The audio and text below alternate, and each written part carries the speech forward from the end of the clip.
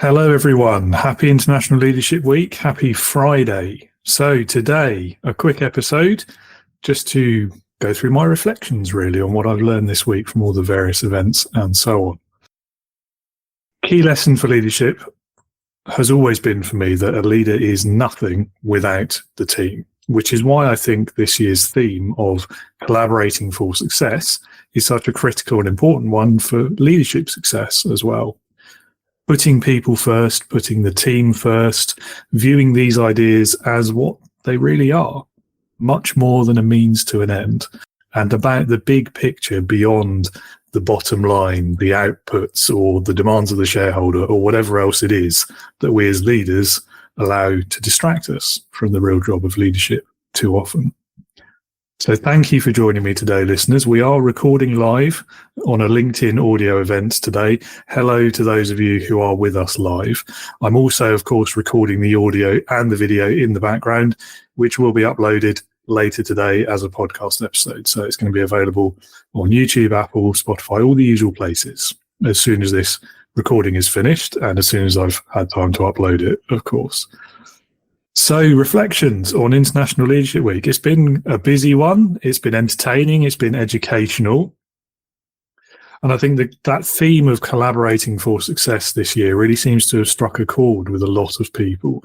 And I do wonder whether that is maybe speaking to a wider desire to be better at working together in society as well as in the workplace. That's probably off topic though. So there's been some excellent events run by the Institute of Leadership and others as well this week, and I'll talk about a couple of those in a minute. And so starting on Monday, my goal for my own personal development, if you like, was to attend at least one event a day this week. And I think I've done pretty well on that, if I do say so myself.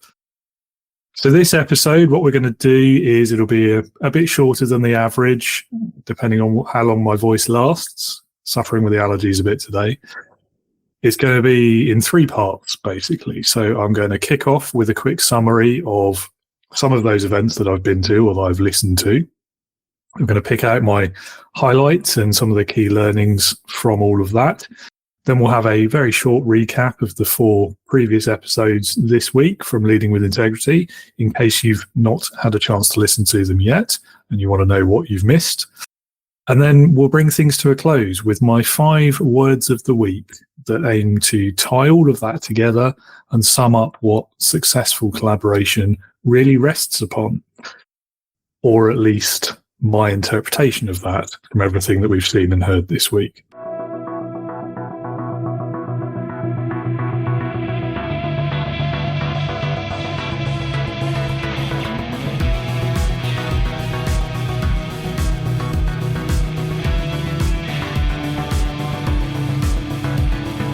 Welcome to the Leading with Integrity podcast. Leadership talk for the modern manager. With your host, David Hatch. Let's begin then with a quick sum up of some of the great leadership events that I've attended or listened to this week. Kick the week off with the Institute of Leadership's hybrid launch event, which had some illustrious guests on a panel, including Ad Davies from Gymshark, which quite notable, I think. It was quite a good interactive session, I thought. There were audience questions. They had an app. It was all very clever. And some interesting conversations on the power of collaboration as well. I think the key themes that emerged were things like building trust, the role of leaders in creating that essential safe environment, the need for clear values and having that North Star to guide people towards. Using effective governance also came up, and there were also some thoughts on inclusion too. And the parts of the discussion that I personally found most interesting were things like when the phrase, "I don't have time to build relationships or to collaborate," was given as an example, as a question even, of why leaders struggle with collaboration sometimes. And I thought the response to that from the panel was excellent. I'm not going to repeat all of it, but it summed up really was having those strong relationships saves time. And there are also some great thoughts on helping junior leaders, new leaders, which of course resonated with me given what I do, and particularly helping them within a remote context where, pre-pandemic, they would have been used to that kind of learning on the job and having the example of a leader around them all the time. Whereas they won't necessarily get that same level of learning from their more experienced colleagues in a remote setting.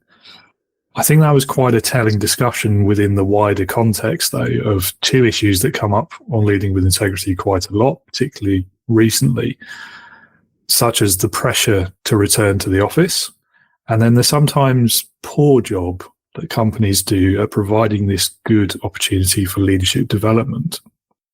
And maybe I'm missing the point, maybe I'm biased. I've no doubt, of course, there is massive value in face-to-face interactions. I'm not downplaying that by any means. I think where I'm less convinced is that leadership is necessarily best learnt by that sort of organisational osmosis. I think it needs to be a bit more intentional and strategic than that. I mean, it's fine if every leader in your company were an excellent, modern, people-first leader, authentic in all of their interactions, and they provide a truly worthy example.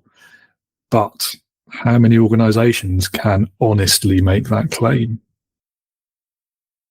Anyway, back to the discussion from Monday's session. I think the advice from the panel was to ensure that all of this is achieved effectively. And the key aspects to doing that were being intentional about it, using that virtual and the technology aspect to your advantage. So, for example, if that kind of the busy work or life gets in the way and you can't necessarily connect in person, but that mentoring relationship is still valuable to you, then that's where the virtual meeting, the power of Zoom, can really make a big difference. And we should all be trying to leverage that in both directions, really, not just for leaders, but for the followers too.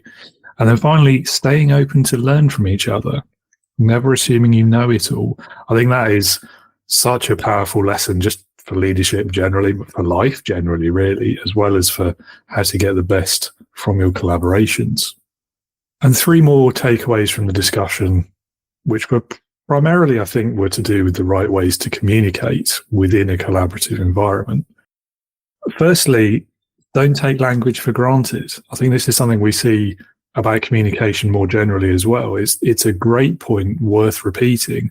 When it comes to any form of communication, we all tend to assume that because we understand something, so has the recipient, the person we're communicating to. And that can be quite a flawed assumption, actually, particularly in the case of email. I think we've all misread or misinterpreted an email at some point in our careers. So always try to be thinking about the individuals, how they best communicate, how they best assimilate information, and how you can meet them where they are and communicate in a way that it has the most impact for them. The next one was always be curious. I think that's another great practice for leaders anyway. But the benefits in collaboration are clear as well. It speaks to the previous point, really, because if you're open-minded, curious, asking those intelligent questions, then I think you can't really go too far wrong when you're trying to work with people or communicate with them. And certainly when you're trying to build rapport and a collaborative relationship. The third one that came up, though, I thought was really interesting in this context as well, was self-awareness. We talk about that constantly in the context of leadership and how to be a better leader, but it's quite relevant for leaders in this specific setting as well. And there is a very cool self-awareness assessment tool that you can try out on the Institute's website. If you haven't found it yet, I will post the link in the comments later or the episode notes if you're not with us live. So do give that a go. It's quite enlightening. I found it useful anyway. On Tuesday morning, I joined one of Nicola Rylick-Jones's audio events. I believe they were running every day this week as well, but unfortunately Tuesday was the only one I actually managed to attend. So Nicola was joined by Melanie Robinson, who is the Deputy CEO of the Institute of Leadership. And I really enjoyed hearing some of the stories from Melanie's career, hearing a bit more about her background and where her career has taken her prior to the Institute, as well as her insights on how to create a functioning and collaborative team. And there were two big points that really stood out to me in this conversation. The first was the importance of creativity for successful collaboration, that bringing people together is important for more than business objectives alone. but for creating something that's greater than the sum of its parts. And I think if you really condense leadership down, that's kind of the goal of it, isn't it? You want to have that team, you want to be bringing people together, and you want a team that is greater than the sum of its parts. So I thought that was really on point. And then the second one was when Nicola and Melanie were discussing their thoughts on retention and turnover. There was a study that was quoted. I forget which one it was, and I should have written it down at the time. Bad admin on my part, sorry. But the study they quoted said that trust is higher in small companies of less than 50 people and for those people working remotely full time. And I thought that was incredibly interesting, particularly the remotely full time part, because if we look at this narrative of return to office and from the perspective of those bosses, those leaders who are making that judgment and calling everyone back in the post-pandemic world, it's quite easy to see that as an issue of trust. And I think this really underlines the kind of the omnidirectional, two-directional nature of trust. Those who are trusted to work full-time remote and who aren't kind of forced into the office so they can be micromanaged or constantly supervised, the clear reciprocation there is that they, in return, trust their leaders more because they are being trusted. I think that's quite a great proof point for something that I've always seen and said about trust, is that it is that reciprocal aspect.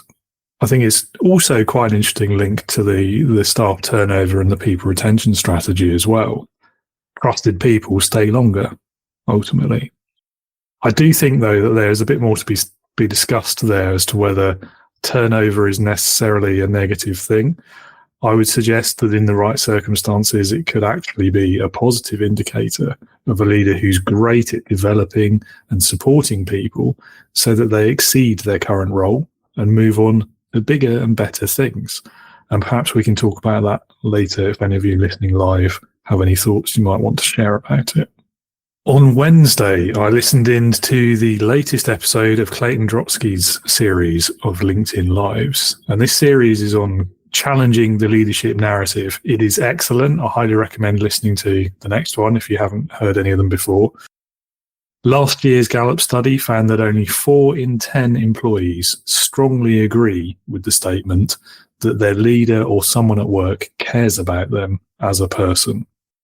And so Clayton has grown this series out of an intention to change that quite depressing statistic. It's an important issue for all sorts of leadership aspects like productivity, happiness at work, people engagement, staff retention, and so on and so on and so on. Nobody really wants to work for a leader who doesn't care about them. So if your people feel that from you, then they won't work as hard or as long for you.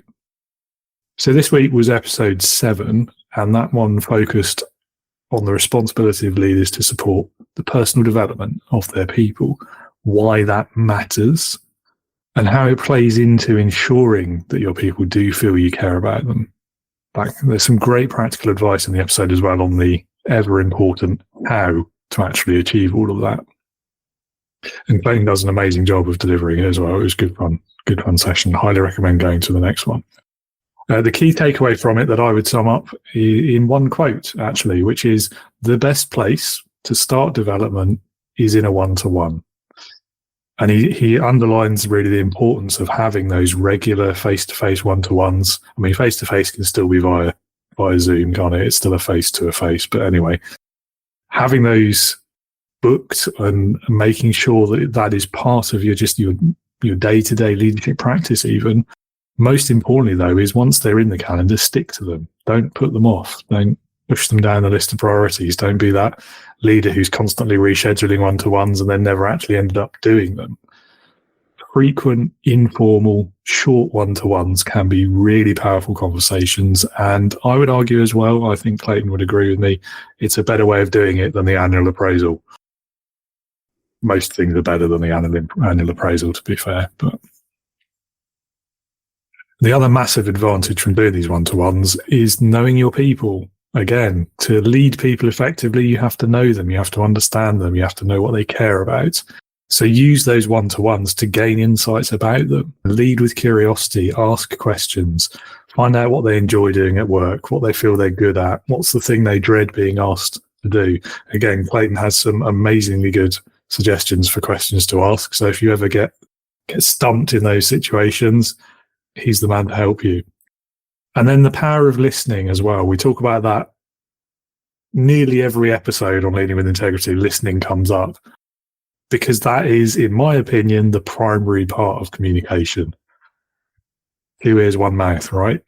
So ask your question, then be quiet and absorb the answer without interrupting. Resist that temptation to butt in.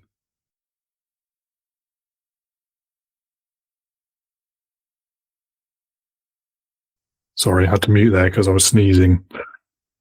Right, where was I? Yeah, so resist that temptation to butt in, because there's nothing worse than when you're trying to communicate and make yourself heard, particularly to your boss or your leader, and they just constantly interrupt you. It just sends the message they're not listening and they're not valuing what you have to say. So I could go on, but I'm conscious of time, especially for those of you listening live. So those were some of the great events I managed to get to this week. I wish I'd done more, but as we all know, life gets in the way and time is at a premium. So I'm really glad I did make it to those ones. I'll put links to all of the replays and everything in the comments and in the show notes as well. So you're encouraged to go and watch them as well. So I'll move on now to a quick recap of the 4 episodes that we've already done this week on Leading with Integrity. So for episode 104 on Monday, I was joined by Executive and Communications Coach Dave Bates, by Tech CEO and founder Denzel Eden, by medal-winning former Olympian and Executive Coach Joey Lai, by retired Top Gun instructor and pilot George Dom, and last but not least, by expert on empathy and emotional agency Ira Lepanen. What do all of those varying careers and expertises have in common? Some serious knowledge and experience in the importance of collaboration and how to achieve it successfully, which was bang on theme for International Leadership Week. So that's what we talked about in that ensemble episode. Then on Tuesday, episode 105, in which I spoke with educator, academic, storyteller, and stand-up comic, former school superintendent Ray Lauk.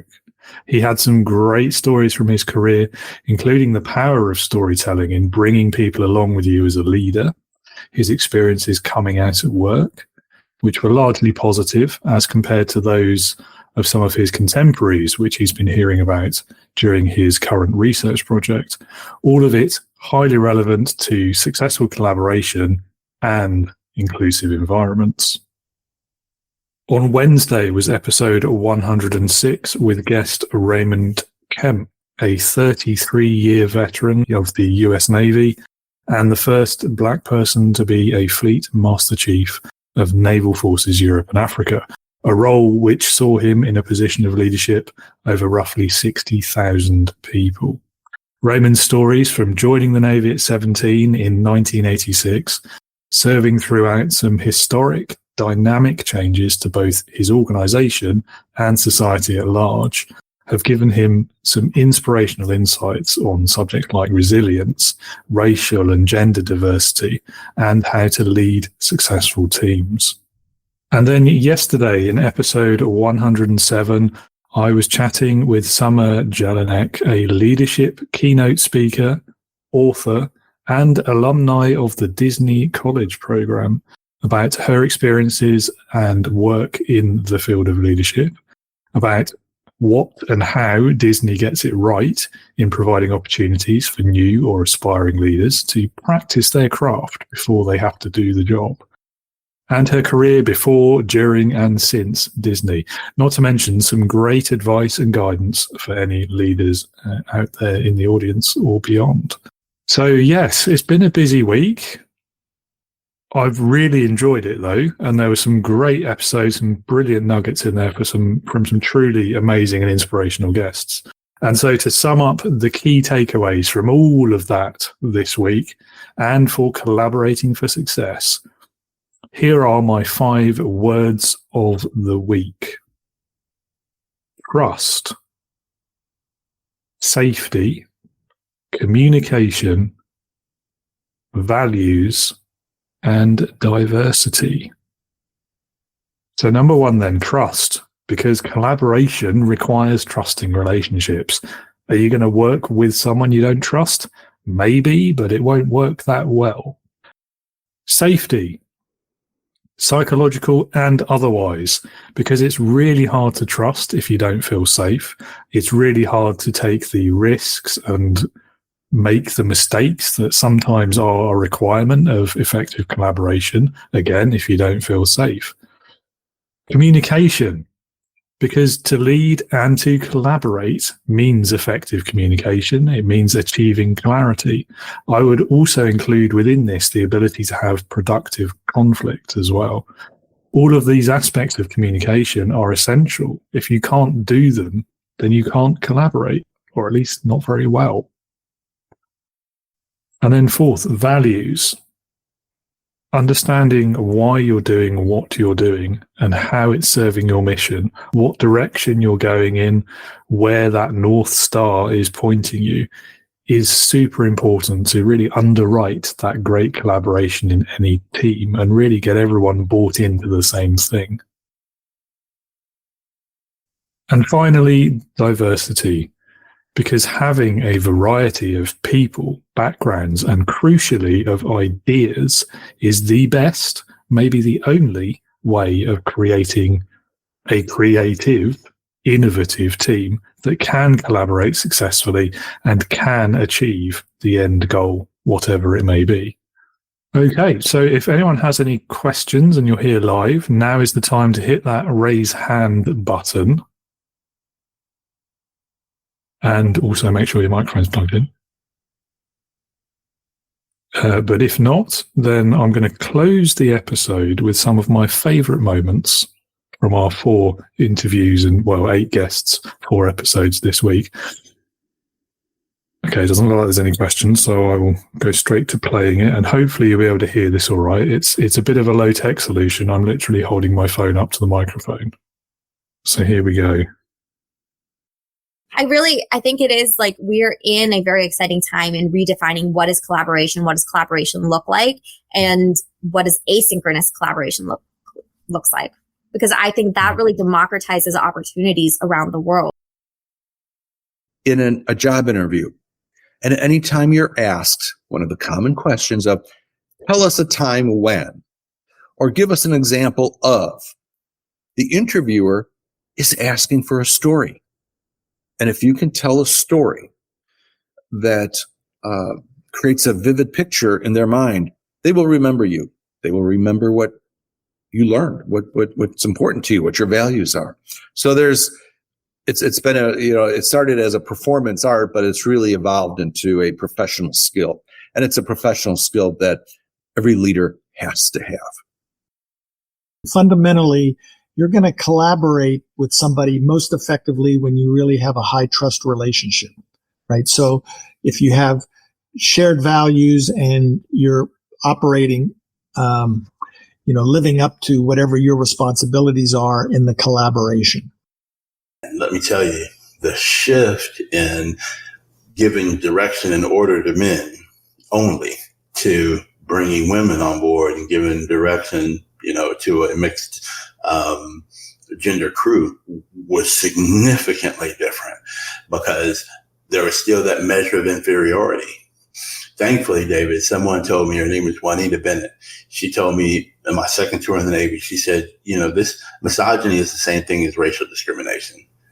And my first thought was, you got to be kidding me. However, it was still a seed that was planted. And so I know women are strong. I know that they're brilliant. I know that they can do all the things that men can do in most capacities. And so I became a champion, for them, because I realized that this measure of discrimination that we were applying to them was just wrong. The most common thing I see or hear from businesses and from teams is there's a lack of clarity. We have values. We know what our values are. What do those values actually look like in action? Your employees will talk about you around the dinner table. What do you want them to say? And I think for a lot of leaders that really it's like, oh, they're taking what I do home. And there was a study that came out by the Mayo Clinic. I'm not going to quote it, but it's been quite a few years. And it showed that a leader has more impact on their employees' personal health than the employee's physician. And when we think about what happens when we get a great leader, life just seems a little bit easier. It may be hard, but we know that we have the tools, the resources, and the support to do it. There we go. Some great moments there. That's pretty much all we've got time for. Thank you so much for listening, everyone. Regularly scheduled weekly episodes will resume next week, so I hope you'll be listening or watching again. I am genuinely super excited about next week's guest, Drew Dudley. It's no exaggeration to say he's one of my own leadership heroes. His famous lollipop talk on everyday leadership really was inspirational to me when I first saw it back an amount of years ago, but it was a difficult period of my own career as well. So it really spoke to me at the time. And in fact, I'm going to share that link to that talk in the comments as well, because if you've never seen it, then you need it in your life. And I highly recommend you watch it before you listen to the show next week. So yeah, that's pretty much it. Thank you again for joining me today. A heartfelt thanks to all of the guests we've had this week, to Dave, Denzel, George, Ira, Joey, Ray, Raymond, and Summer. Another shout out to Nicola and Clayton and to the Institute of Leadership for the great work that all of them are doing and the great stuff they've been running this week. And happy International Leadership Week to you all. And until we meet again, be a leader, not a boss.